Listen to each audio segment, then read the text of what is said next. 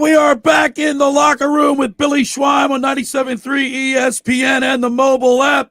It's a Sunday morning, the Sunday morning edition of the locker room, which means the PT, Pete Thompson, is back with me. And Pete. Hello. We missed you, brother. Thanks, pal. Hey, so far so good. I got the buttons going right over here. I can hear you. I can hear me. I didn't knock us off the air like I did last I year. heard that story. What are you doing over there? You know me, man. I'm technologically spreading out sound. your newspapers, just dropping the op-ed section on top of the keyboard.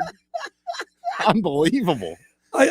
Yesterday we were at Mike Gill's at the Atlantic Shore fundraiser over there. That was a nice time. It was a good time, and we were talking to a few people, and I said about the newspaper, and I said, "Do you get the newspaper to the gentleman?" Everybody, no. And he said, "No." Yeah. Was that a certain umpire that we know? Right, because you're thinking like, "Hey, I found a kindred spirit. This guy's older than I am. He's reading the newspaper," and he goes, "No, he's not." Not even an explanation. Just right. No. Yeah, well, you didn't expect a long and colorful answer from him, did you? I guess I'm a dinosaur, people. I enjoy. You know what I enjoyed? I look. Hey, whoa! I read the paper this morning, cover to cover, not the one that you've got there, but I brought this up yesterday, and I'm going to put because I want to tell you. Hold it in front of the camera so the people can see it. By the way, yeah, we are streaming live on Facebook, YouTube, and Twitter. In fact, wait a minute, just move it over a little bit. Just get the other way, there in front of your face. Yeah, perfect. Right. So here's the Philadelphia Inquirer, the Sunday. See what I did there? Sunday edition. All right. You know what I love, and I said this yesterday, but I opened it up again, and there it was. When they have the league leaders. Okay. You get this. I go right. The first thing I look for is the standings. All right. And to see the Phillies at top of the NL East. Yes. In August. Inaccurately, though, right? What do they have them at? They had them at what? They have at 1.5. Oh, they do have it correct. Yeah, it's correct. Okay. All right. I'm just saying the paper that I read this morning only has it with a half. You should be reading the right paper.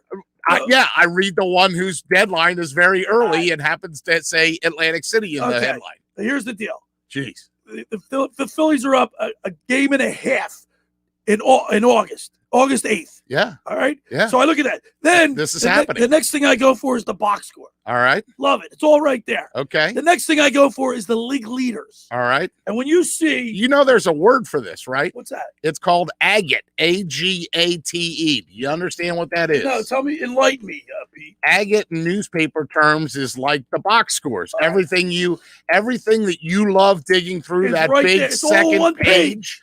That's all called agate, and that's a dying breed. And here's the quite agate. Frankly, I got Segura and Harper at 4 and 5 respectively in league average, batting average. Okay, then I go to the home runs, and I see Rhys Hoskins at 5th or 6th with 24 home runs. Then I go to slugging percentage. I see Harper. I see on base percentage. Base on balls, McCutchen. I see doubles. We got Hoskins. Earn run average. Wheeler. Yeah, Hoskins is either a double or an awful defensive play in the infield. My point is, this is fun, Pete. Yeah, man. Listen, just since I know the lesson didn't sink in, Mr. Thompson will try to repeat it. The agate is any part of the newspaper that is to be printed but does not warrant larger type. Right. Sports statistics are an example of news suitable for agate. AGATE. Right, so you are now officially termed in my mind the agate geek.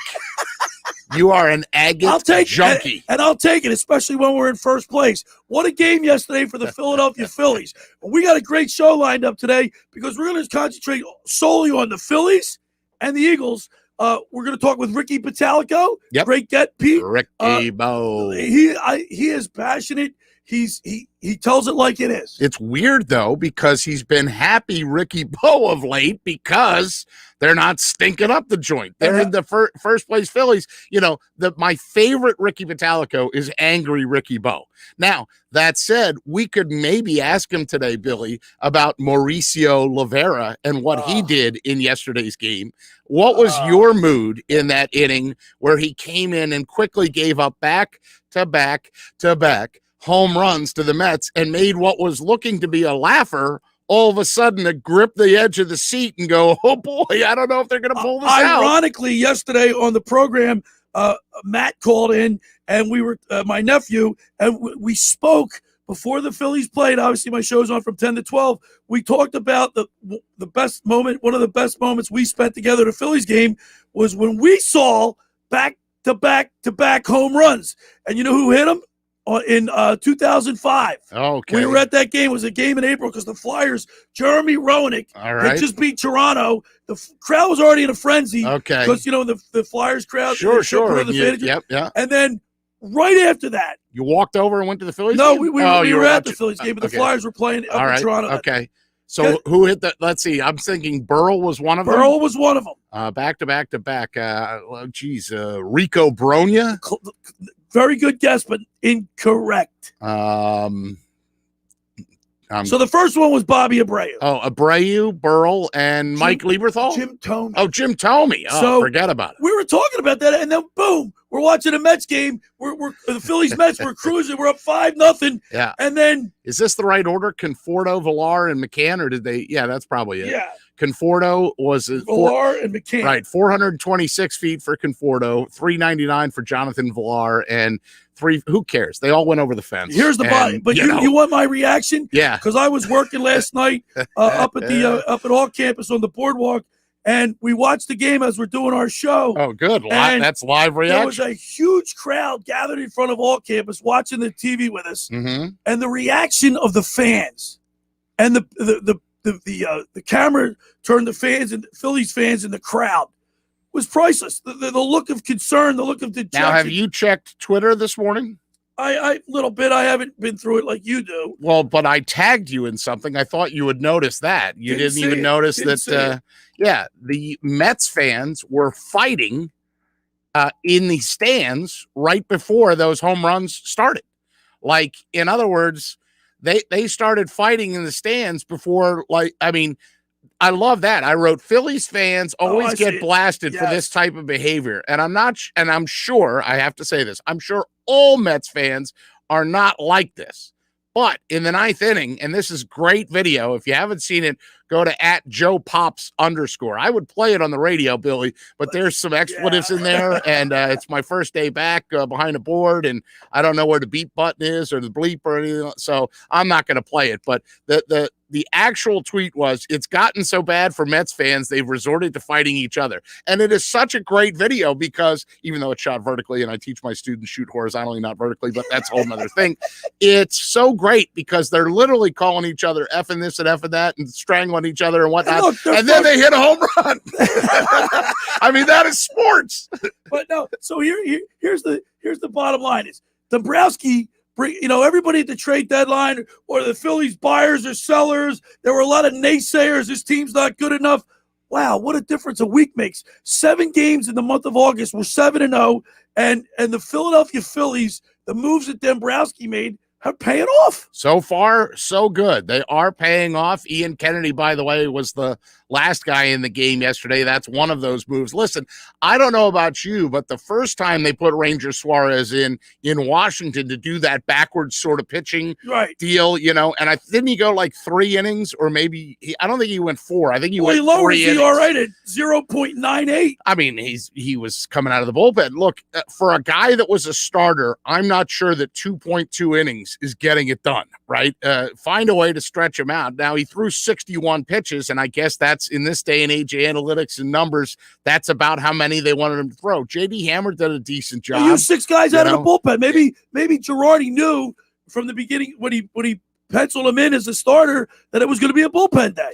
Yeah, I mean, it's not even that. It's that they've moved Ranger Suarez from the bullpen to the starter, and he's not fully a starter yet. Hey, Odubel Herrera, by the way, let's talk about a guy that had a good game. Not only did he club that home run, but that defensive play that he ran down in left field, that was a hell of a catch. So when we get back, we're going to really get into the Phillies talk. And then in the second hour, a lot of football news, Pete, especially in the college ranks. Bobby Bowden. Solid news about Bobby Bowden.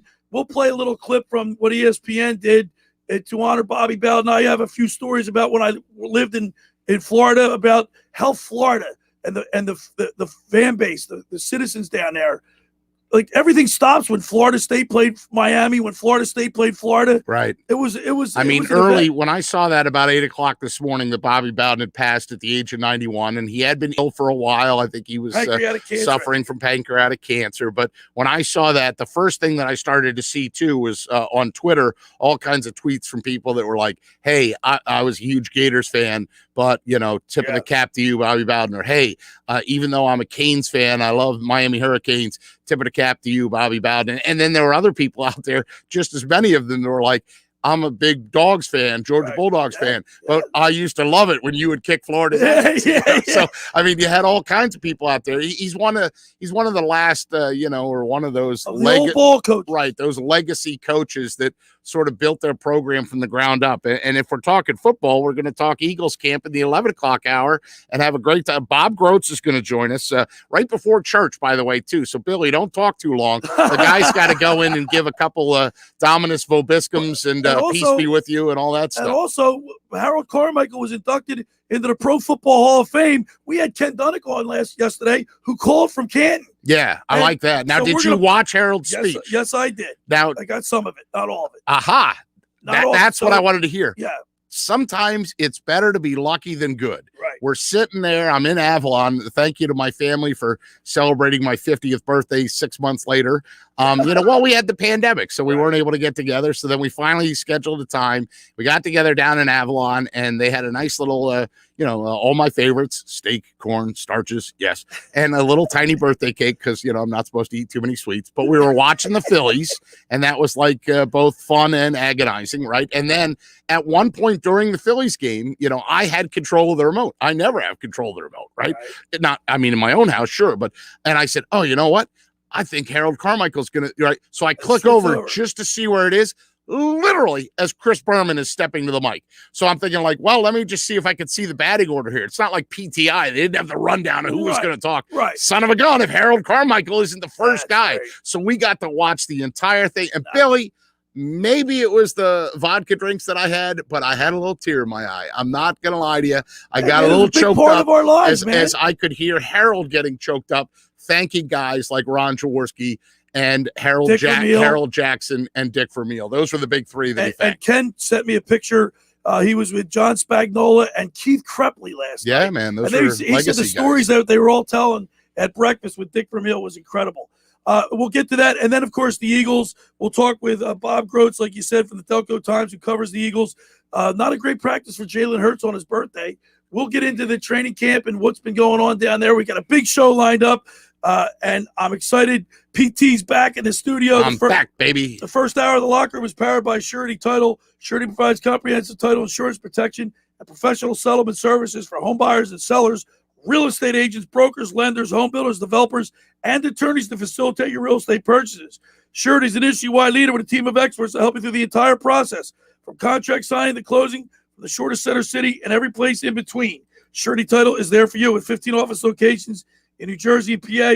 That's Surety Title. For more information, call my good friend Ron Conklin at 856-988-8900. All right, when we return, we'll get into our Phillies talk. You're listening to The Locker Room with Billy Schweim, Pete Thompson, 97.3 ESPN and the mobile app.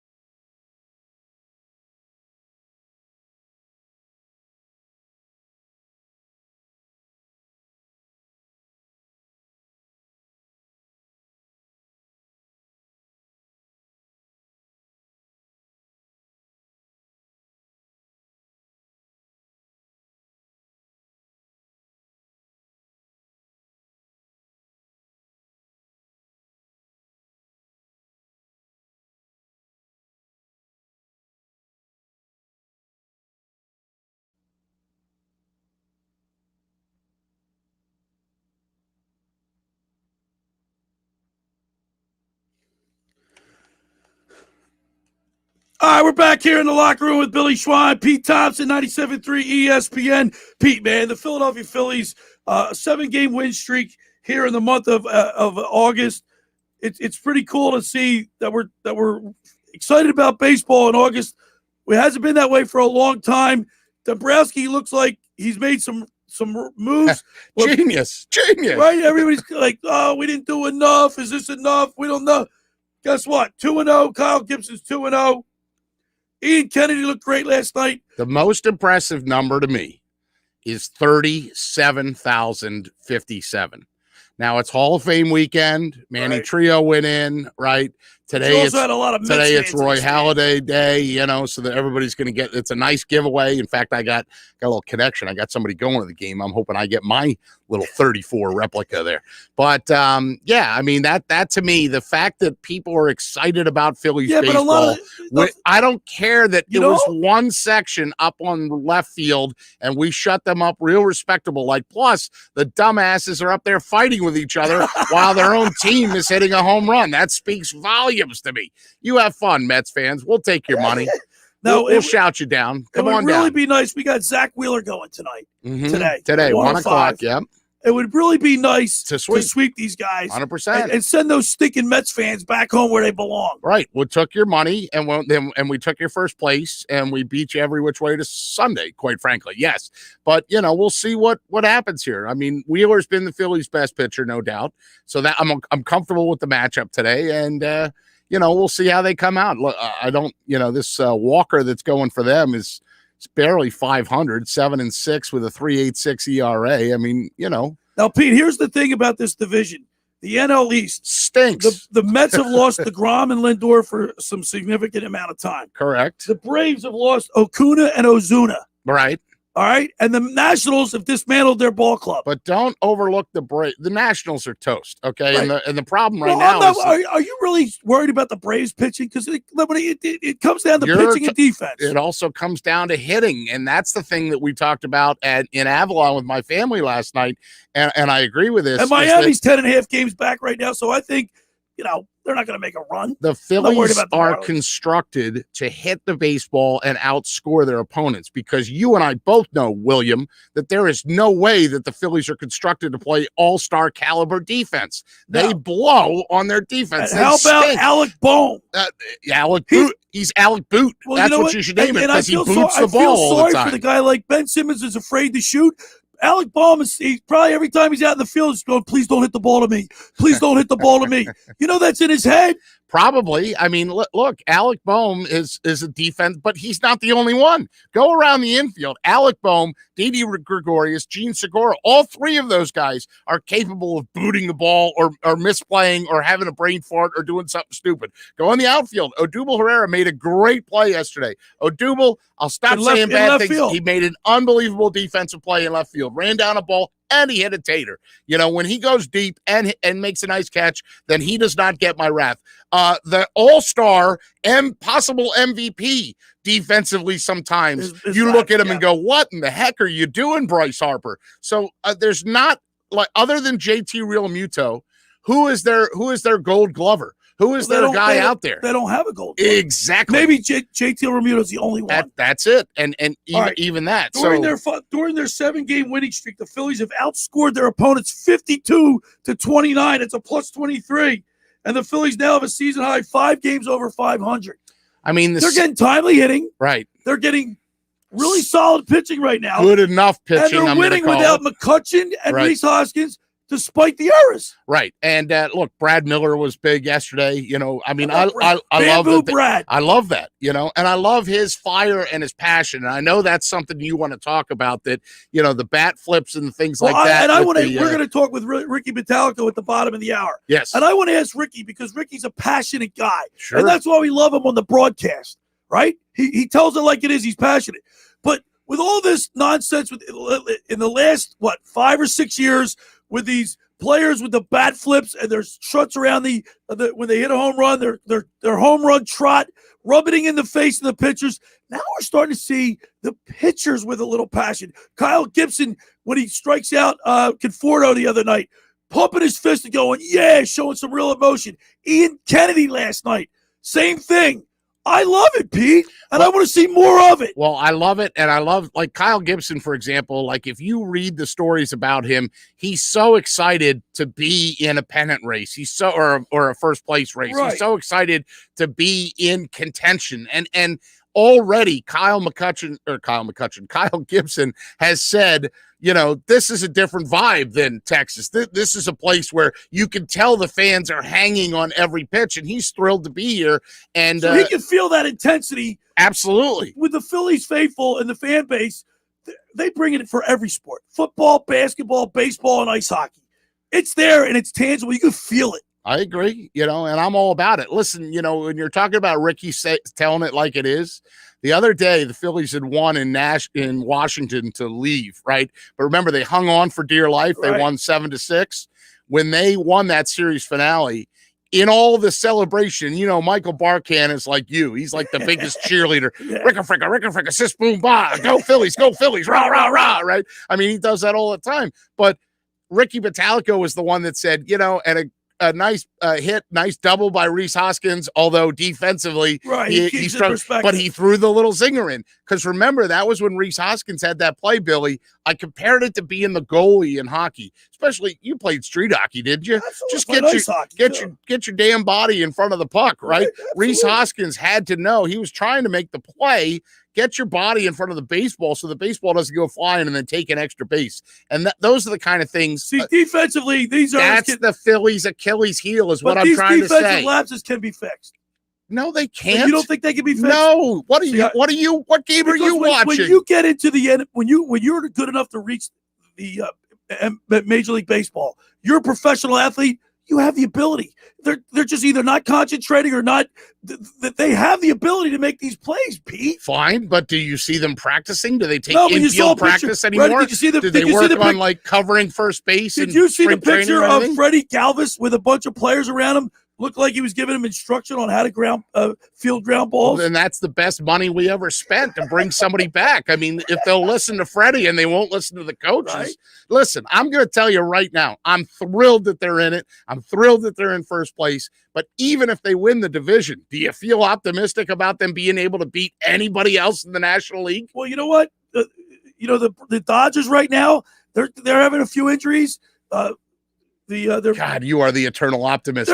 When you make 4 errors and you get a crappy performance from Aaron Nola, Pete, you got to be real, Billy. Pete, right now the Dodgers are without their ace, right? Yeah. Okay. And it's August. All right. I think he'll be just fine by the time we get to just see about that. October. Just like the National League East, anything can happen. By the way, when you continue to win, winning breeds confidence. Winning breeds winning. It's like money begets money, right? All right, Lombardi. Let's see if winning breeds better defense because they stink defensively. Come on, Pete. Don't rain on my parade. Just a little bit. Just a few drops. It's not a total washout on your parade here. All right, the first hour of the locker was powered by Surety Title. Surety provides comprehensive title insurance protection and professional settlement services for home buyers and sellers, real estate agents, brokers, lenders, home builders, developers, and attorneys to facilitate your real estate purchases. From the shortest center city and every place in between, Surety Title is there for you with 15 office locations in New Jersey and PA. That's Surety Title. For more information, call my good friend Ron Conklin at 856-988-8900. Friends, let me tell you about Maserati, the main line, located just minutes from downtown Philadelphia. They offer a client-focused car buying experience designed to exceed all expectations and invite you to stop and see the area's largest selection of new Maseratis, including the sporty Ghibli midsize sedan and the class-leading Levante, the only SUV worthy of being called a Maserati. Maserati, the mainline, also leads the nation in certified pre-owned sales and has the highest quality like new Maseratis available on the market. Your experience is not at the point of a sale, as Maserati, the mainline, offers free pickup and delivery for scheduled service appointments and provides a new Maserati loaner car. So be audacious. Call my good friend Michael Pileggi at Maserati, the mainline, at 484-804-4800. That's 484-804-4800, or visit him online anytime at motml.com. All right, when we return, we'll talk with Ricky Bottalico. You're listening to The Locker Room with Billy Schweim on 97.3 ESPN and the mobile app.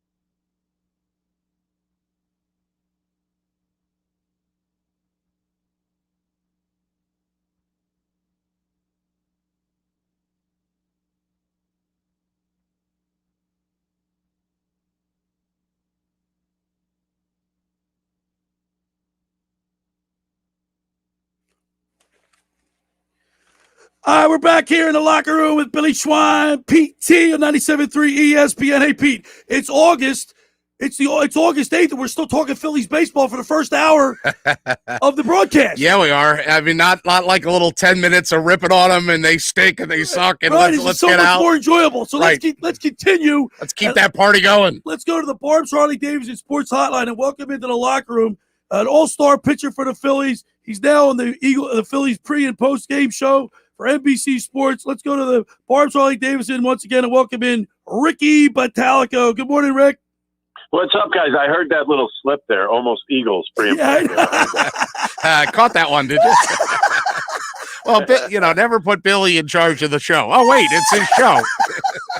Well, they do have a practice tonight at the link, so. Well, you know what? It's true, Rick. I mean, this time of year, especially over the last several years, Phillies are an afterthought. We're like third or fourth place and watching disappointing baseball. Not this year. Things have picked up, and I couldn't be happier.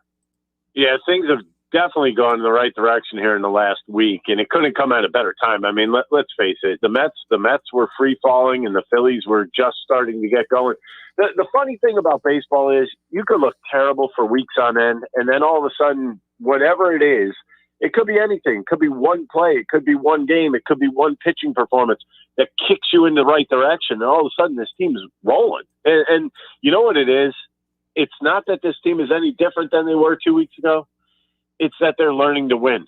Yeah. And and certain things are going right. And the bullpen all of a sudden doesn't suck anymore. I mean, when you put those three things together, things start looking up in the world a little bit for the Phillies. And right now, hey, you know what? Ride the wave. Ride the wave. That's what I say. Ricky, there are two things that I want to ask you specifically about baseball. The first thing is, over the last several years, you see pitchers give up a home run and you get the bat flip and the swag around the home run trot. Now you're starting to see Kyle Gibson striking out a batter, giving it right back to him with a fist pump and the emotion, and then Ian Kennedy last night getting out of a jam. I thought that was pretty cool. I want to see more of that. You're a pitcher, former pitcher. What do you think about that? I'm going to tell you right now, the fist pumps and like the quick yells that pitchers give, that's adrenaline rush. I really believe like the bat flips and stuff, that's about style points. I don't think they're actually, I mean, yes, if it's a game-winning home run, you'll see guys like throw their bat up in, not in disbelief, but in like, ecstasy, I guess, if you want to call it that. but I don't think the pitchers are trying to show anybody up. I think the batters definitely try to show people up. No, but I like seeing it. To me, it's like that's emotion. I love raw emotion. I don't like the stuff that's let's just contrived. There out. you go. Yeah, I'm with you. Another thing what I mean. Another thing, Ricky, that Pete and I were just talking about prior to bringing you up is like Pete was saying the Phillies defense stinks, and I said Major League Baseball players when you get to the major leagues, you're good. You have the ability to make plays. You wouldn't be that high up. So Alec Baum in the infield has been mired making some errors, that costly errors. But just like a batter that goes in a slump, you go into the batting cage and you take extra pitches. Same thing for infielders. They can improve their defense. They should be able to improve their defense. I will say this much. I came up under influences like John Vukovic and Larry Boa. So if you were making an error, you were back on that field hours. You were going to do something for hours. You're going to field ground balls. You're going to throw the ball over to first base. You're going to get it right before you step back on the field. I don't know if all that goes on so much anymore. I think there's so much emphasis on offense and hitting home runs that I just don't think that players put as much pride in their defense. And if they do, it doesn't really show. Because it's not just the Phillies this is happening to. I don't understand why it's happening to Didi because he's been pretty sure-handed this year. Alec Bohm, I think, is just too tall and lanky for third base. And I'm not saying he can't field over there because he's shown some flashes of being really good, but being good and being consistent are two completely different things. And I will tell you this much. Can you get better when you're fielding with your fielding by practice? Yes. Can you go from average to the greatest in the world? I think there's some physical ability to that too. Ricky Bottalico is with us here on the Locker Room. Pete Thompson, Billy Schweim with you on a Sunday where the Phillies are in first place. They play the Mets today, 105, and it's alumni weekend, and Ricky Bottalico all over that as well. So, Ricky Bo, just to continue that theme about the poor defense, since it was my point, I think they're winning in spite of their poor defense. I think the lineup is constructed that when it's working properly, they out-hit and outscore people in spite of a couple oopses a game or extra outs a game. And I thought the key play yesterday, or one of the key plays, Odubel Herrera running down that ball in left field, that's the good Odubel. But there's not a position other than maybe JT, in my opinion, that is out there above average defensively. So even if they do make the playoffs, I think the defense could be their Achilles heel. Oh, it definitely can. I mean, even Joe Girardi said it in his press conference a couple of days ago. It's not necessarily about that play in general, but that play makes your pitcher work harder. It may take an inning. It may take 2 innings off of his outing, which makes the bullpen work harder, which makes the bullpen worse in the long run. You see what I mean? It's a domino effect of what happens when you don't make a play defensively. You're crushing your pitcher's pitch count. And I know pitch count, I don't really believe in the pitch count, but when you make him work harder, that does not make him more effective as the game goes on. That's for sure. I just think you make those plays. You're supposed to make things easier on the rest of your teammates. And I think you have to be better for those other 24, 25 guys. That's what you have to do. And you know what? If you're not making a play, make the next one. Make sure you're making the next one. Definitely. Ricky. And we've also seen a lot of guys take it into the field with them. Oh yeah, absolutely. Well, hey, take it to the at bats into the field and the fielding into their at bats. Sports is mental. You would know that better than anybody, right? I mean, it's a mental. Yeah, it's a mental game. I was out of my mind, so yeah, I would. But that's what we love about you. I also love the fact that you'll always slip in, and I watch post game probably as critically and analytically as anybody because, as you know, pulling back the curtain, there was a period of time that I was working for the network and sort of in the room as I saw these planning meetings go together, and I saw organically how it all came about. And I loved the other day when they had played in Washington that you praised Rhys Hoskins for his double, but also accurately pointed out his awful defense, like a hockey goalie. Just get your damn body in front of the ball and knock it down at some point. So, I mean, you call it like it is. So with that in mind, you said the bullpen is better. However, Mauricio Rivera comes into the game yesterday. What are you, Ricky, thinking as you're watching the first one go out? Okay, shake it off. The second one go out. Oh, come on, Joe. Third one go out. You're like, warning, warning, warning. Yeah, I think I was thinking exactly like you. I mean, there's nothing you could do for those 3 hitters once Rivera's out there. But my first thought was, I don't like this move. You don't like the move because I don't like giving momentum to another team, especially when you're in game 2 of a 3-game set where you could literally, put the nail in the coffin at that point, per se. Because if they don't score in that inning, there's no confidence going into Sunday. Absolutely. Now they scored 3 runs in that inning, and all of a sudden they're like, wait a minute, we do have some home runs in us. We do have some runs in us. So, maybe this will carry over to Sunday. And you hope not. You have Wheeler on the mound. You hope that doesn't happen. But, you know what? Rivera, he's a AAA pitcher to me right now, and that's where he belongs. The Phillies cannot have a hole anymore. And this is, I got to explain what I mean by this. If this is April, if this is May, okay, you have a couple holes, you figure that out then, right? Mm-hmm. Once you start hitting June or July, if you are in things, you better get rid of that hole. Right. You get rid of the hole in your program, right? I mean, if you think about it, in any job, if there's one person that's not holding up their weight, what do you do with them? Ow. You get rid of them, right? Yeah. I'm sorry. You have to have, you basically have to have a team that's solid all the way around. And if you find a weak link, you replace that weak link. We're talking with Ricky Bottalico, All-Star pitcher for the Phillies. He works down the Philly. There it is. That's 2. We're going to charge him $1 every time he says that. Hang up the phone. $1 in the box. Kangaroo Court. Ricky, you and I are holding Kangaroo Court. Pre- and post-game show for NBC Sports Philly. Ricky, let's talk about the NL East because you look at the Mets lineup: Brandon Nimmo, Alfonso, Javier Baez, Villar, McCann, Pilar. They got their offense. I mean, they've got some, but they 1 through 8, they're pretty solid. They're not hidden. You look at the Braves without Acuna and Ozuna and the Mets, the Grom's down and Lindor. Washington Nationals sold. I mean, if the Phillies continue to play like this, I don't think they should have no problem winning the East. Oh, don't say no problem. Exactly. The Braves have been there, done that. I don't think I'm going to say this. I don't think the Mets are the main squeeze here. I think the Atlanta Braves, they've been there, they've done that, they know how to win, especially at the end. I think that, I mean, looking at the schedule, I think the Phillies schedule is very simplistic as you get by August. I mean, you look at their September schedule, their last homestand are the Orioles and the Pirates. So love it. And then, but that next road trip could be everything, because you have 3 against the Braves and then 3 against a team in the Marlins who you've struggled with in the years past. And there's nothing the Marlins would rather do than to knock the Phillies out of the playoffs. Remember that. But that being said, you know what? Freddie Freeman's still really good down there in Atlanta.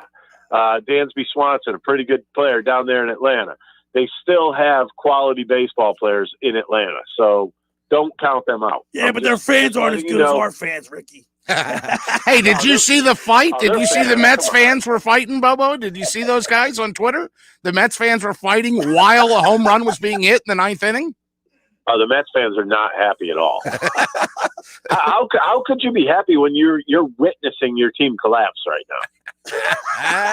and you can't say anything. You can't say anything about it, because until they stop the collapse, you can't say anything. I love the back. You got to read the back of the newspapers in New York. It's classic right now. They're going nuts. They are destroying the Mets. Well, Ricky, listen, I'm all pumped up. I'm just so excited that we have meaningful baseball here in August, and I'm looking forward to the remainder of the season.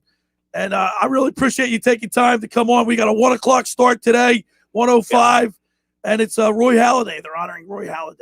Yes. Yeah, it should be interesting. Should be kind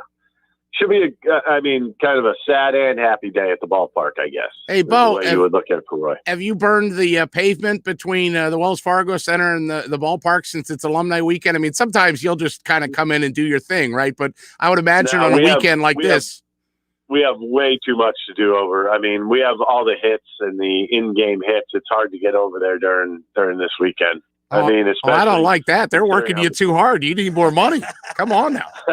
You want to be my agent? Sure. Hey, you're hired. Yeah, but if you love working, if you love what you do, you never work a hard day in your life. There you go. I love what I do. I really do.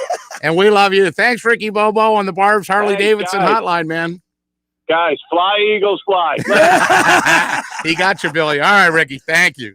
All right, there he is, Ricky. But Pete, I made that for you. But guess what? Twice. Because in my head, he got you. I'm programmed. He got you. He got you. All right. Well, I'm human. Yep, but I'm. This time of year, funny. What do we usually talk about this time of year? Dude, he actually not only got you, but he was smart enough to connect it to the Eagles open practice tonight at the link and try to bail you out so it didn't seem like he was, First of all, I didn't say the whole world. I didn't say the whole word. I went eat. I didn't twice. say the whole. Look, yeah, but I didn't say the Eagles. I said eat, and then I caught myself. Is this like taking a picture with Jimmy Rollins where you're going to claim that you weren't wrong? Hey, listen, man. Admit you said Eagles twice. Because on the show just today, admit it. Just own it. I didn't say. Own it. I only said the first 2 letters. E. E. I didn't get the whole thing out. Well, what do you think he's talking about? What do you think? Come on, he knew it. He got you. But Pete, am I not right? Yes. This time of year, it's wonderful to have relevant baseball on August the 8th. On August the 8th, our team is not in last place. Even though I said E, second I'm still pumped up about the Phillies. Yeah, but listen, what I want you to listen to is the fact that he also, and I know you won't listen to me, so please listen to Ricky Bottalico. Right. He says don't sleep on the Braves and don't sleep on the Marlins Their fans stink. They don't play in front of. You know what? My nephew called. He lives in Atlanta. People don't even go to the games down there. Jeez, open up another Ballantine over there. Remember that? Crack open another Schmitz. You remember the song? Ballantine? No, Yeah. I'm not that old. What do you think? I'm 70. It was only my 50th birthday, buddy. The side of the light, the cold, crisp, but in the night, crusty golden, crisply clear, the fresh taste of Ballantine beer. All right, that was wonderful, and we won't get sued, so that was great. Good, nice job. You sang it yourself. That's not copyright protected. I don't even know the words. Unbelievable. Right. First hour of the locker was powered by Surety Title. Surety provides comprehensive title insurance protection and professional settlement services for home buyers and sellers, real estate agents, lenders, home builders, developers, and attorneys to facilitate your real estate purchase. Surety is an industry-wide leader with a team of experts that will help you through the entire process, from contract signing to closing, from the shortest center city and every place in between. Surety Title is there for you. For more information, call Ron Conklin at 856-988-8900. Just about everybody in our area has heard about the Jersey Man and Philly Man magazine run by ex-Philadelphia tight end Ken Dunnick. But were you aware of the private business network they call the Legacy Club? Every month, they hold private events at upscale locations in Philadelphia, South Jersey that attract over 200 top business people. If you have an interest in attending one of these events and see it's a fit for your business, send an email to Ken at jerseymanmagazine.com or give him a call at 856-912-4007 for more information. All right, when we return, we'll continue with more here in the locker room with Billy Schweim, Pete Thompson, 97.3 ESPN.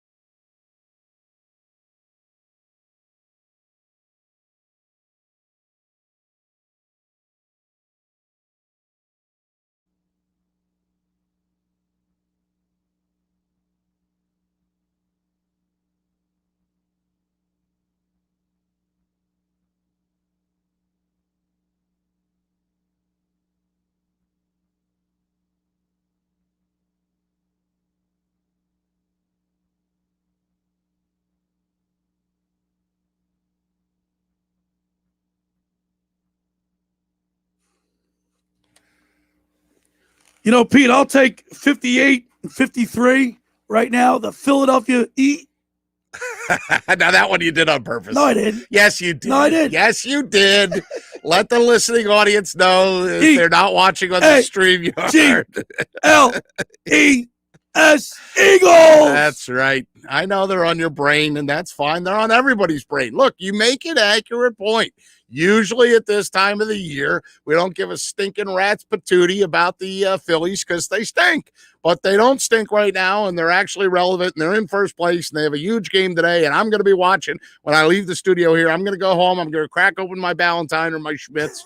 No, that's not true. But, yeah, they're relevant. And the Eagles are relevant, too, because they have their first open practice tonight. You know, we haven't even discussed this off the air or on the air, but and by the way, just to let our listening audience know, you and I, we don't even talk about what we're going to talk about. Not really. Really, I mean, we just come in and let it flow. Sure. I mean, although today, because we had so much stuff, I wanted you to have some sort of idea. Not until we get here to the studio. But no, the training camp, remember, I was one of the ones, I went to training camp at Westchester. I'm old enough to have gone to Westchester. I went to training camp at Lehigh. So when the Eagles went corporate, if you will, and put training camp at the NovaCare complex, I was in that thing where I thought it sucked. I thought it was them, but they throw open the doors. And look, I would imagine tonight, Billy, that they're going to have, because it's $10 through Ticketmaster, and the $10 goes to the Eagles Autism Foundation. I would imagine the entire lower bowl would be full tonight. Absolutely. If they don't have that, then that's an embarrassment. And maybe they only won 4 games last year. Oh, wait, they only won.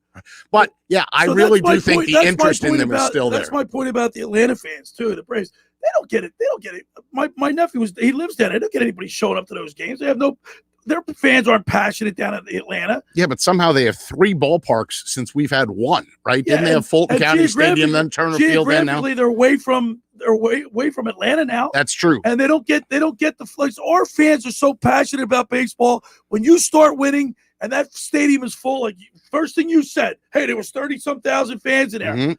The players feed off that. Very much so. And it's the way it should look. And other people, I've talked to other people who are fans of other teams, when they come into Philadelphia and they see Citizens Bank Park and they see the Link and they see the Wells Fargo Center all in the same complex, they're like, whoa, it's the big time. This makes sense. But it makes sense. Sure, there's not much else down there. Well, although now there's a casino and now there's, but yeah, other than Arrowhead is that way. Arrowhead, Xfinity Live's down there. I'm trying to think of other cities, you moron, that have the same 2 complexes right next to each other. Can you name any? Well, no. You're the pilot, or you're the flight attendant, or whatever the hell your job was. Flight attendant. What were you? We're a baggage smasher. Oh, is that why your back's so screwed up and your knees are terrible? Baggage smasher. Now you're. I was a tourist or gorilla. Right.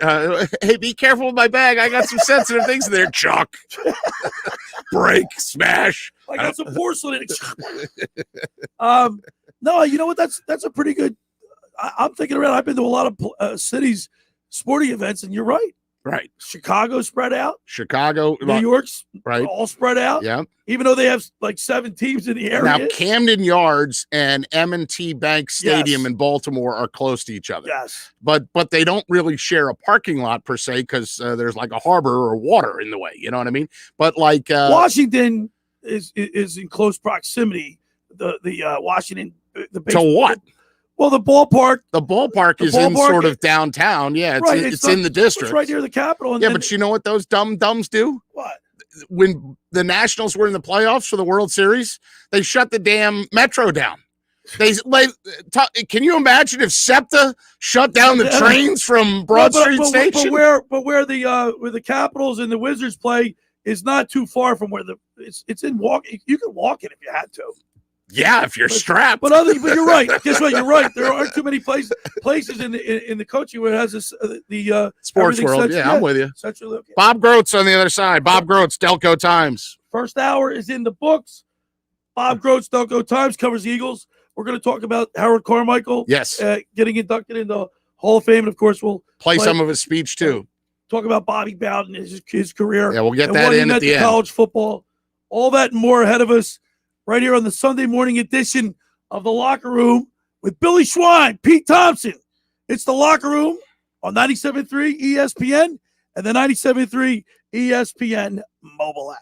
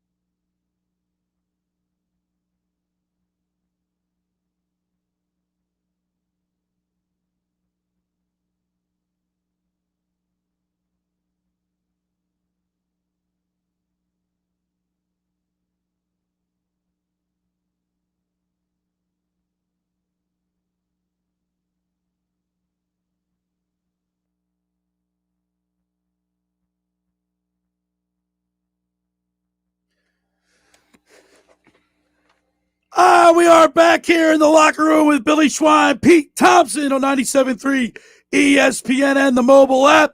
And now we're going to get into our Eagles talk. That's right. All right, not the Phillies, but the Eagles talk. Right.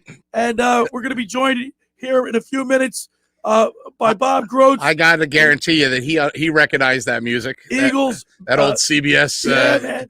NFC East music. Doesn't get the hair standing up on your arms? It just makes me think of Irv Cross. Yeah, Irv Cross and Brent Musburger, you are looking live. It makes me think of all that. All right, let's go to the Barb's Charlie Davidson Sports Hotline and welcome in the Eagles beat writer and columnist for the Delco Times, Bob Groats. Welcome into the locker room, Bob.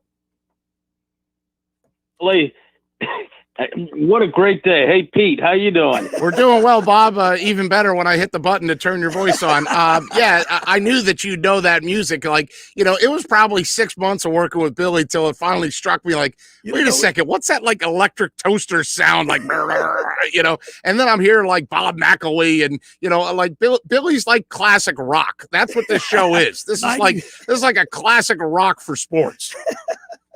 Oh yeah, hey, I'm used to those the old tunes and that, and but nowadays with all the streaming and the whole operation of watching NFL games is changing. So, and personally, guys, I like the streaming. I don't have to sit home and watch it on TV. I can watch it right off my phone while I'm shopping, and but that's another story for another day. Bob, how long have you been covering the Eagles for the Delco Times? Since Jerome Brown passed away in 1992. Yeah. Wow. Right after that is when I picked it up. I'll never forget where I was. I was down in Florida with Rick Tockett and another buddy of mine, Tony Tomasio. We were down there just hanging out. We were down there for the weekend or whatever it was, and the news came across the TV, and we just stared at the TV for like hours on end. We were shocked. Yeah, and I can remember Reggie White. He was at a religious ceremony at Veterans Stadium, and he got the news in the middle of the night, and he just stopped everything and told the whole crowd. Wow.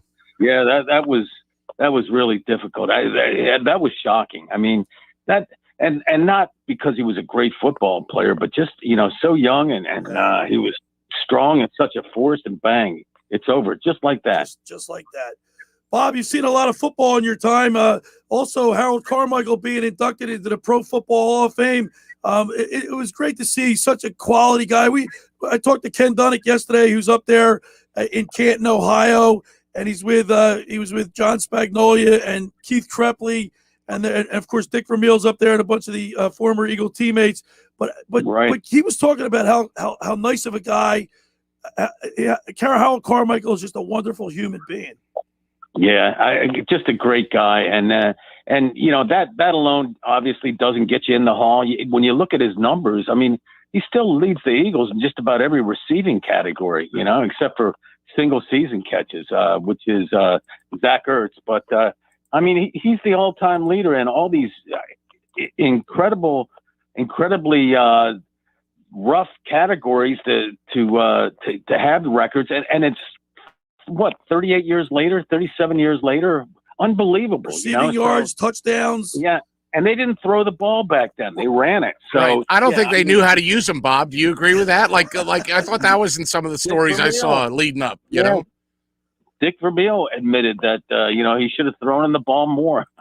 He said a touchdown reception every 7.5 catches. I should have used him more. And in today's world.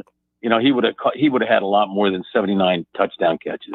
We're talking with Bob Groats, who covers the Eagles for the Delco Times. And Bob, let's talk about today's Eagles because we're excited, man. Football's back. The Eagles open up on Thursday for the preseason against the Pittsburgh Steelers, who played in the Hall of Fame game last Thursday. But the Eagles are their new head coach Nick Sirianni. We're in a new era. A report comes out yesterday that you were down there that Jalen Hurts did not have a particularly good practice yesterday. Yeah, I wouldn't read too much into that. He's not had a great camp, but guys with 90-minute practices or sometimes 75-minute practices, you don't get to. I mean, you really don't. have as much of an install as people would like. Doug Peterson had much longer practices. He went to the limit, but it's an interesting. That's an interesting philosophy for or game plan for Nick Sirianni, because we all know what a marathon the NFL season was with 16 games. Now you're at 17 games, and you definitely want to be. You're going to be learning along the way. So you don't want to push it too much and get people hurt. You want to preserve people, and you're going to learn this stuff as the season goes along. And to me, I don't think, even in a bad division like the NFC East, guys, I think this is just a year to establish a culture, figure out what you got, and for the life of me, I can see the frustration in some of the coaches. They still don't know what they have in terms of personnel. So reading a lot into whether Jalen Hurts is making the throws and everything. It's really difficult. The defense is always ahead of the offense at training camp, but and just as it was last year when I remember Wentz. I mean, even in the COVID training camp, Wentz looked horrible, and so I wouldn't read too much into that. Although you could say, well, Wentz, you look at his season, he looked horrible in the regular season. Yeah. But I think this is just this is what they just want to establish this culture, and this is going to take some time. So they got to figure out what they got and teaching this, throwing all this stuff onto a second year quarterback, a new offense. He isn't Phillip Rivers, who Sirianni worked with last year with the Colts, right. who has seen everything, and just dumped the ball, played a lot of checkdowns and stuff. This is a guy who wants to throw the ball down the field in Hurts. So this is a work in progress.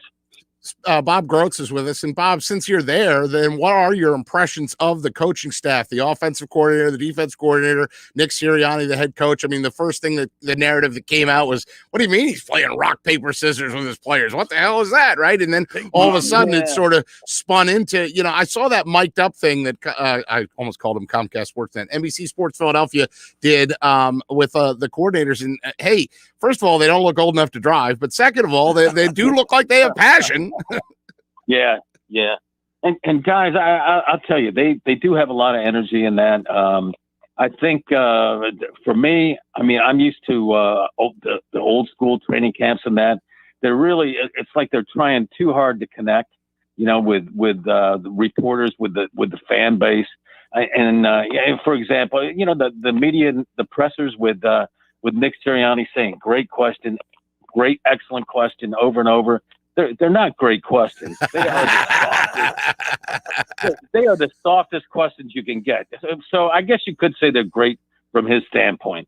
But, it's a learning experience. He's never been a head coach. He's unfamiliar with this stuff.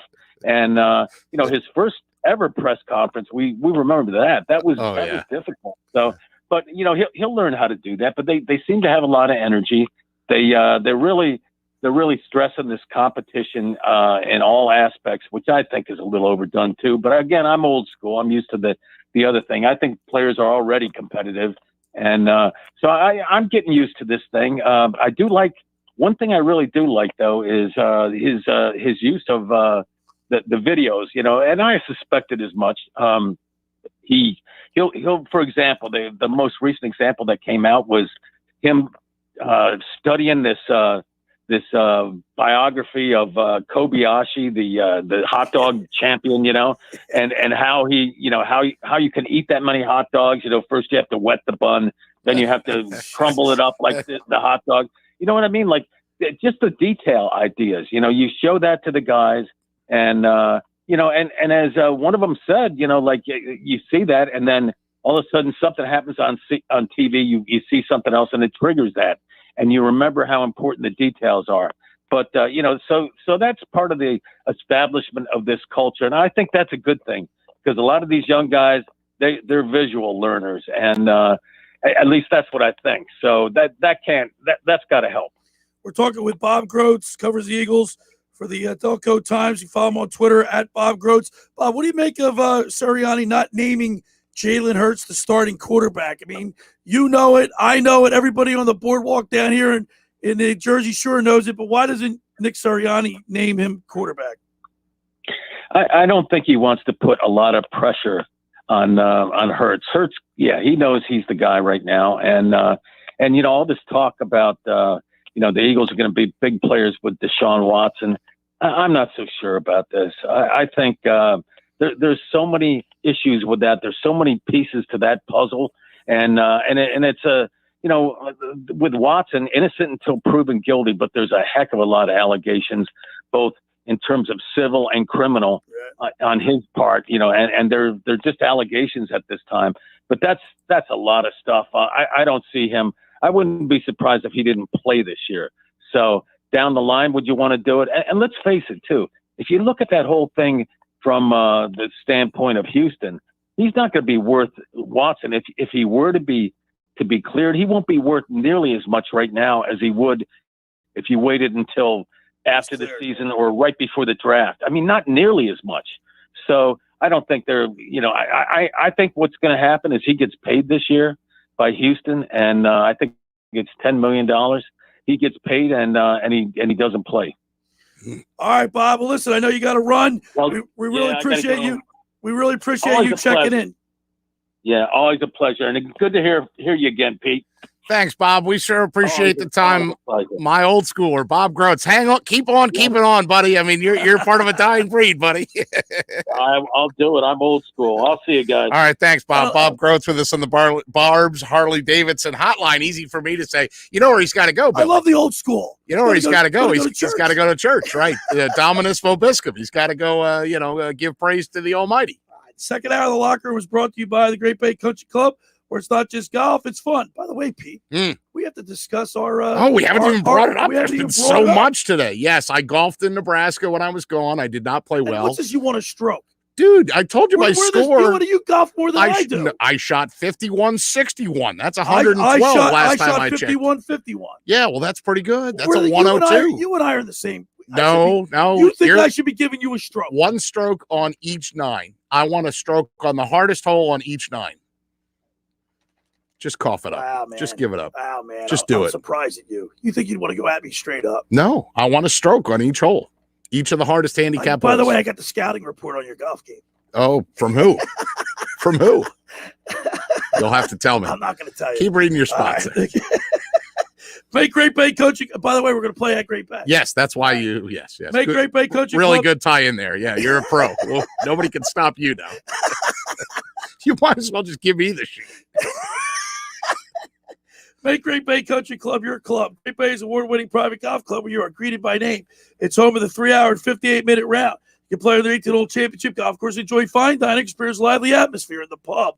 For more information, go to greatbay.com or give them a call at 609-927-5071. Great Bay Country Club in Summers Point, New Jersey. See why it's always a great day at Great Bay. Wait, you know how I just figured something out. You know how I'm going to go play you straight up? How? I'll play you straight up as long as Scott McKay can be my caddy. If Scooter is my caddy, that's worth a couple strokes because he's going to piss you off and rattle you so much that I'm going to win. Let's get that in there. You can do that. I'll give you that. Okay, so good. Scooter's going to play with us and / be my caddy. And then Chief will play with me. That's going to be your caddy? Yep. Okay. All right. He won't caddy for me. He'll kill me. He'll beat me over the head with my golf club. Hey, now. All right. You got another one? No. We're done? We're done. We're going to go to break. Okay. It's your show. You're listening to The Locker Room with Pete Thompson. Yeah, that's right. Billy Schweim, 97.3 ESPN.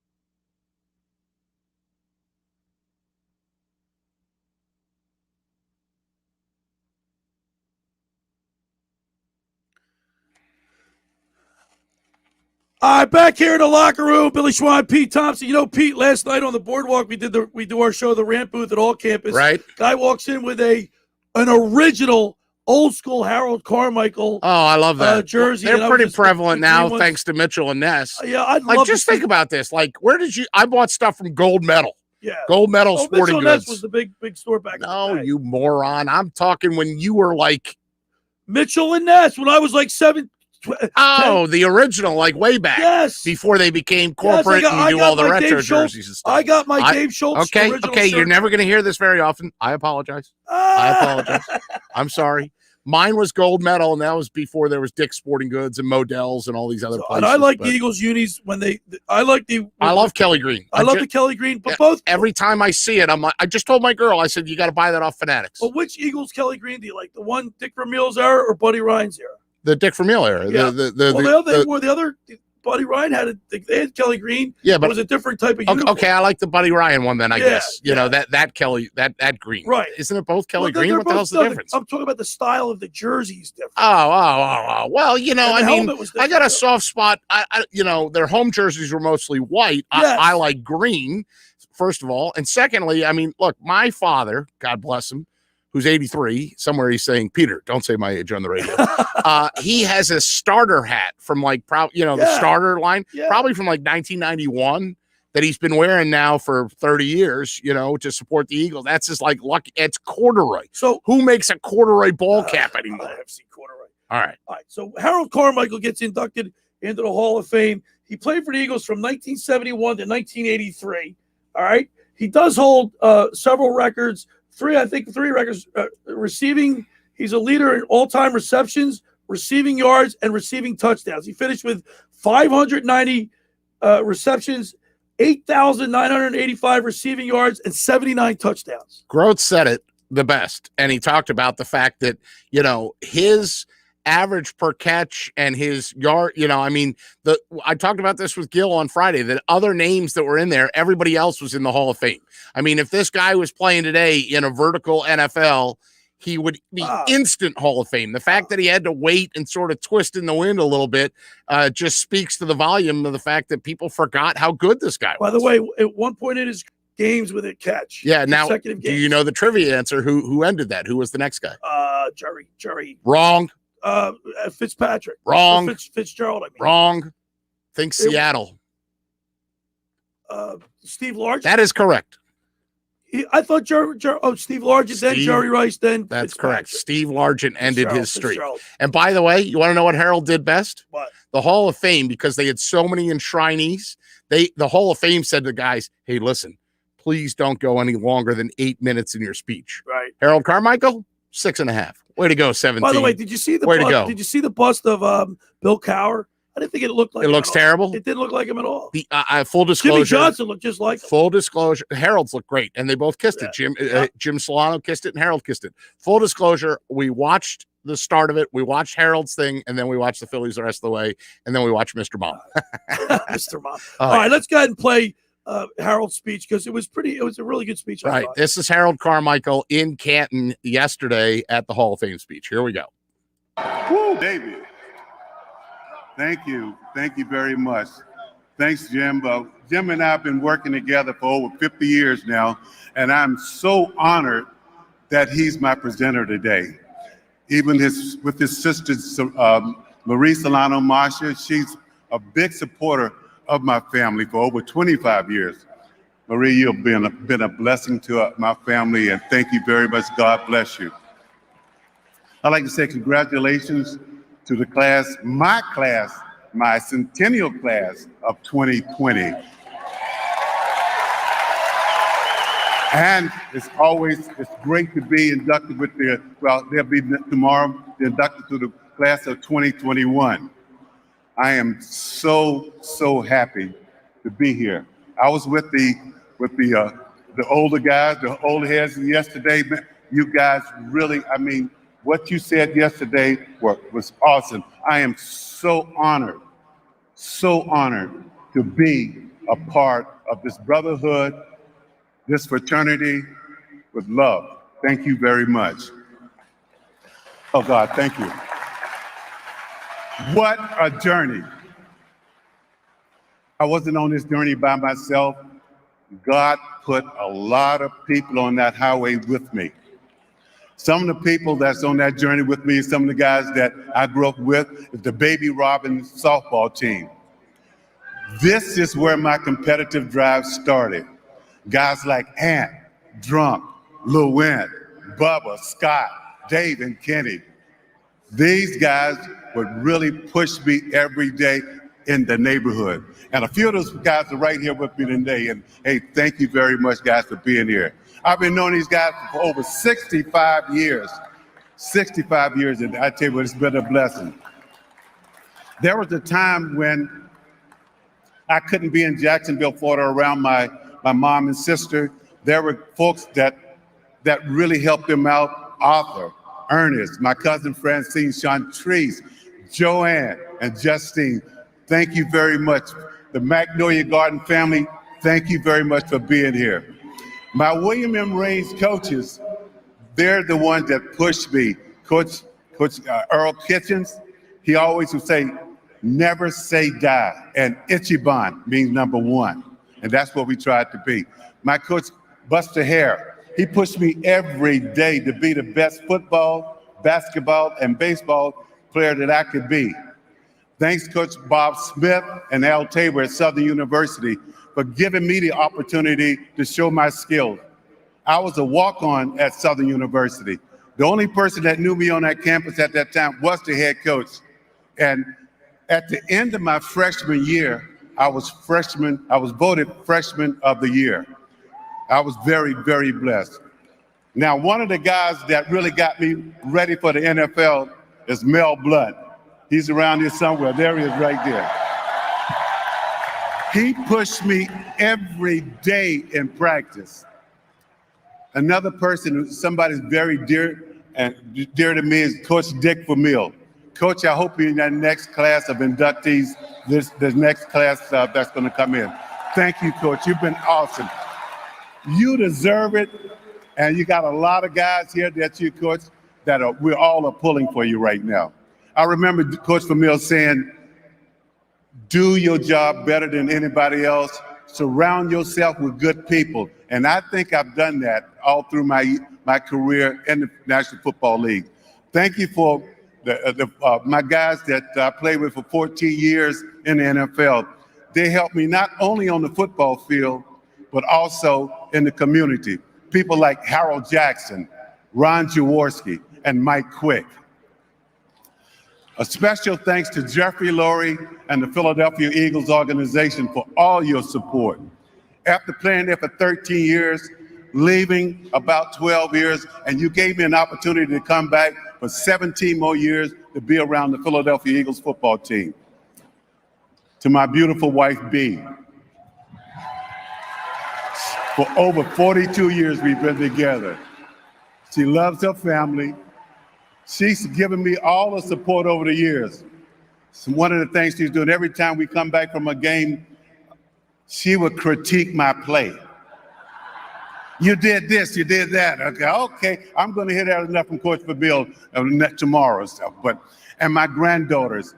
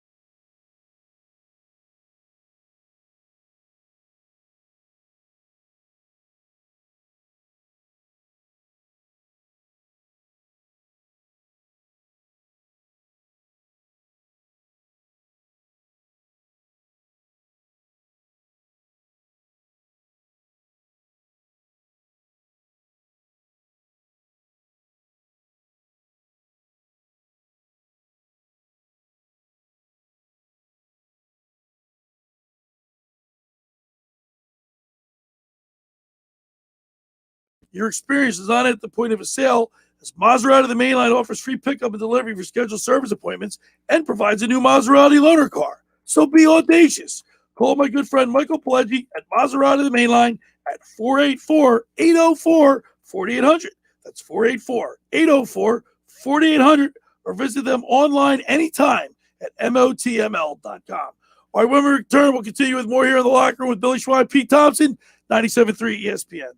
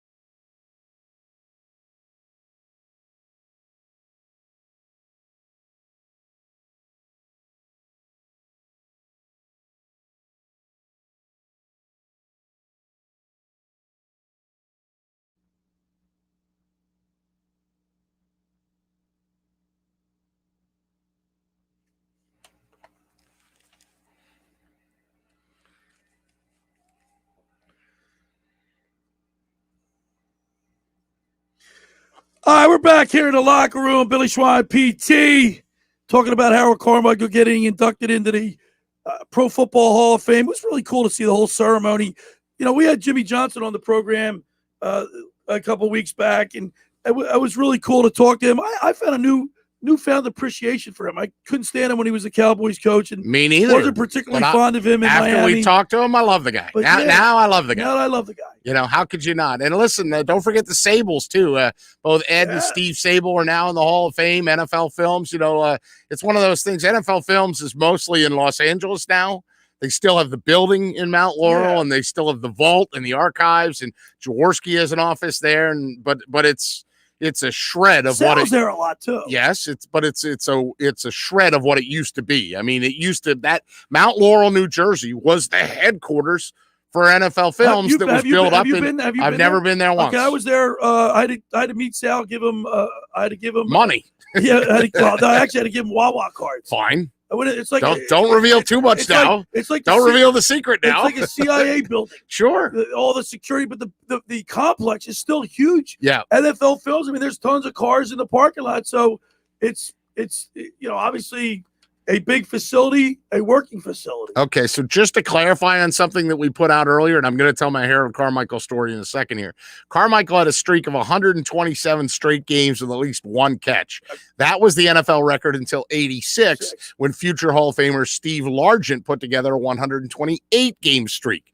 Now, who shattered that streak and just blew it out of the water? Rice. Jerry Rice, because He's caught up to a pass 200, right? 274. Wow. Yeah, there's a reason Jerry Rice is the GOAT. Fitzgerald from Arizona, he's up there too, right? He's second, I think. Now, did you know that he played 2 games for the Cowboys? Did not know Harold that. Carmichael? Did not know that. He played 2 games for the Cowboys. He signed with him in September of 1984, 2 weeks shy of his 35th birthday. Played 2 games. He caught 1 pass, the last one of his career, a 7-yard completion from Danny White in a 22-3 win over the Indianapolis Colts. The Cowboys cut him 2 weeks later, and then he announced his retirement. But I mean, like, one of the things Jim Solano talked about leading up to it was that he was the Man of the Year award in 1980.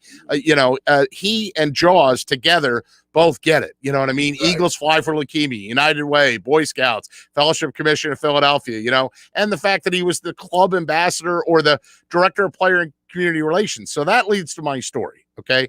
I get back to the area in 2004 after spending a decade in Nebraska. Now, mind you, I'm a kid of Veterans Stadium, right? I'm a kid that got frostbite on my feet when the Eagles beat the Cowboys, and I was there in Section 649. Wow. Our seats have moved down to Section 326, which were great seats for baseball, Billy, but kind of odd seats for football. Before the moron set off the M80s on that Monday Night Football game against San Francisco, which created Eagles Court. Before that happened, Judge Seamus McCaffrey. That is correct. We used to go in through the press entrance, because you could show your ticket there, and boom, we were right at our seats. So we were section 326, row 3, I want to say, or 4. We were like the first row that didn't get wet. Right. If it was a blowing rain, you were wet. Yeah. But you were you sort of had some cover. Yes. Again, you'd be right behind home plate for baseball. Okay. I'm like, I don't know. What did it say? You retired in 84. Is that right? Yes. 84. So maybe it's 94, right? Or 93 probably. It would have been like 93 or 92. Okay. So in 93, 92, I'm sitting there and I elbowed my dad and said, hey, there's Harold Carmichael, right? He's walking right in front of our section. The guy's 6'8". You can't not see him, right? And my dad says, yeah. And I said, but what's he doing out here with us? Like, he's Harold Carmichael. Right. Like, why? And my father said, I don't know. I guess his seats are out here. And remember who the owner was? Harold Norman Brayman, when Brayman was cheap and charging everybody for socks, right? So anyhow, I always felt empathy for Harold. Like, here's this guy, he's an Eagles Hall of Famer, he should be in the Hall of Fame, and he's walking out with the common folk. Like, doesn't that stink? Anyhow, fast forward to 2004. The Eagles have Terrell Owens. The Eagles have Donovan McNabb. They have this great team. It's setting up to be what turned out to be a Super Bowl season until Belichick stole the plays, jerk. Anyhow, I'm at practice every day for TV 40, and I'm down there filming stuff inside, outside, whatever, and I decide to go get my obligatory number 5 warming up shot. It's an outside practice, Billy, NovaCare Complex. Okay. I get out the locker room or out those doors and turn to my left to go to the farthest field because that's where McNabb is, like, stretching. Now, he's, like, at least 5 minutes away from just doing some throws and stuff, but he's sort of warming up. Right. Literally, in a 50-yard space, it's me, Harold Carmichael, and McNabb. So Harold's like putting his gloves on. He's like doing some like little stretch moves and things like that. And Harold's, now he's 71, so he's probably in his late 50s at this point, or six, whatever. He's not a spring chicken, okay? Right. He's putting his gloves on. He's getting warmed up, and McNabb's running his mouth, okay? Shocking. 5 is running his mouth. Now, he wasn't throwing up out of it, but he's running his mouth, okay? So McNabb is out there saying like, oh, look at this camera guy. Look at this camera guy, Harold. Look at this camera guy. He's going to shoot. He doesn't know who you are. He doesn't even know who you are. He starts ripping me but he was trying to rip Harold is what he was trying to do. He was trying to say like, you don't know who you are. I think he might have said something like, hey, camera guy, what do you want to shoot this washed up guy for? Or something like that. And it just lit a fuse off in me. And I started yelling back at Donovan McNabb. And I went like this. Hey, 5.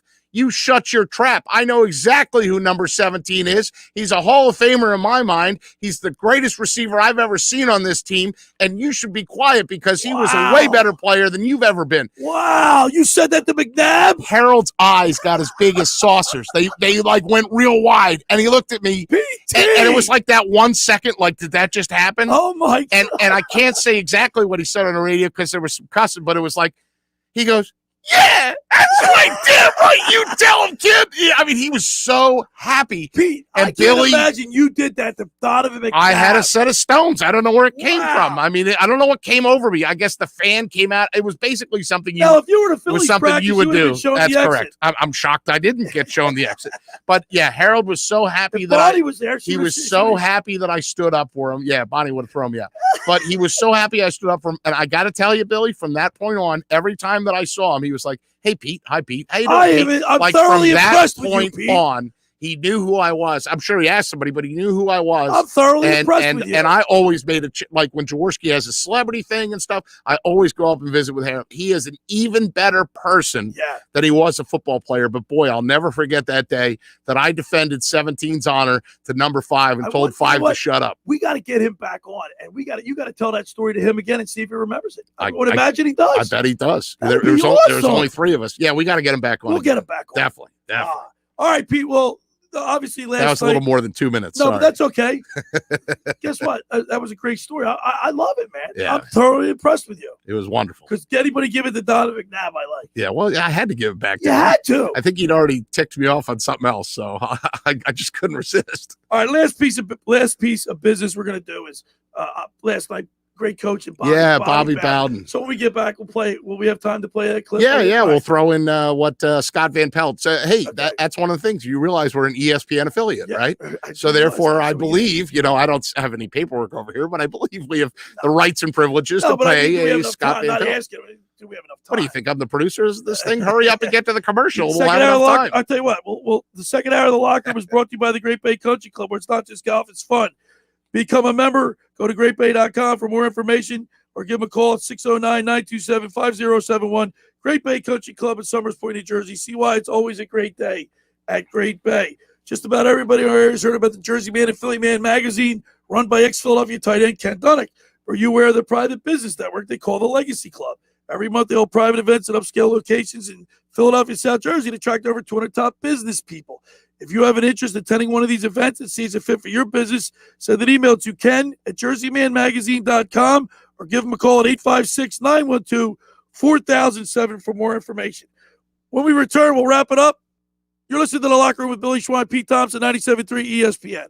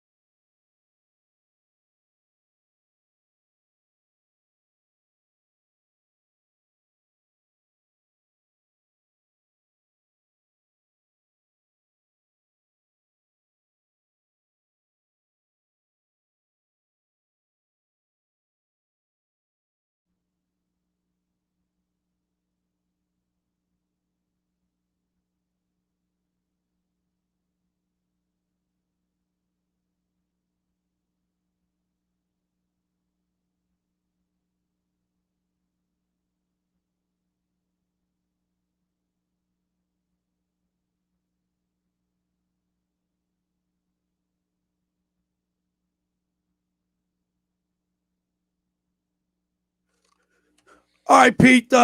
Earlier this morning, Bobby Bowden, longtime head coach, a great head coach for the Florida State Seminoles, passed away. Had a wonderful career, and I remember. Obviously, it's part of my childhood, not childhood, but part of my life. They were a staple. Florida State was always in the bowl games. I think he had 11-0 run at one point, which is the longest bowl winning streak. He died at 91. ESPN did a thing on him, a tribute to him, and I think it's worth repeating. Yeah, so we're going to try to play this right now. This is Scott Van Pelt, basically one of the faces of ESPN, remembering the career and legacy of former Florida State football coach Bobby Bowden, who passed away today at the age of 91. Here we go. And on the first play of the game, show that guy what a tough day he's going to have. He's got to know that he's going through 60 minutes of hell if he stays out there. He's the kind of a guy that when he walks in a room, you know he's there. He sort of radiates. I mean, man, I want you to hit him so hard that Fisher's going to scratch his head or whether it was unnecessary roughness. I've never met anybody, and I mean anybody, more comfortable in his own skin. Long before Bobby Bowden became one of the winningest coaches in college football, he was a quarterback at Howard College in Birmingham, Alabama in 1949. But the on-field role wasn't enough for Bowden. Earl Gartman was our coach. And Earl didn't have any assistants. He would just turn the backfield over to Bobby. So Bobby just kind of was an assistant coach while he was playing. He was learning the insides about football and soaking everything up. And certainly he knew that when he played in college, coaching is where he wanted to be. His first head coaching job came in 1956 at South Georgia Junior College, where he was also the athletic director, track coach, head baseball, and head basketball coach. In 1963, Bowden got his chance at the big time, joining Florida State as wide receivers coach. Following a switch to West Virginia, where he worked his way up to head coach, he returned to Florida State in 1976 to run a Seminole program that had won just 4 games in its previous 3 seasons. What he accomplished in his next 34 seasons was nothing short of remarkable. Bowden won 21 bowl games, including an NCAA record 11-game streak spanning the 80s and 90s. 3rd and 10 from the 22. Picked off by time. But he endured devastating back-to-back defeats versus Miami in 1991 and 92. It's up. Just it to the right.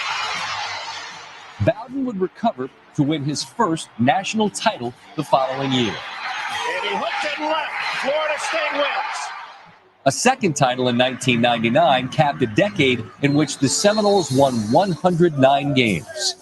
Bowden did more for Florida State than any coach has ever done for any school. As his career went on and they became so potent, going to Florida State and wearing the gold helmet, it became the coolest place in America to play football. When you mix that with Bobby's personality, it was just an almost undefeatable force.